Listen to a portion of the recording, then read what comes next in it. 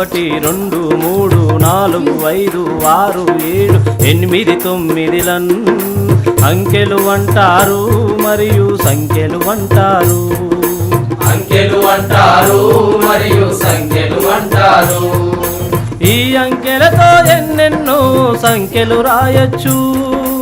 ఈ అంకెలతో ఎన్నెన్నో సంఖ్యలు రాయొచ్చు. అంకెలు మాత్రం 10 ఉంటే సంఖ్యలు మాత్రం ఎన్నెన్నో, సంఖ్యలు మాత్రం ఎన్నెన్నో. 0 1 2 3 4 5 6 7 8 9 అంకెలు అంటారు మరియు సంఖ్యలు అంటారు.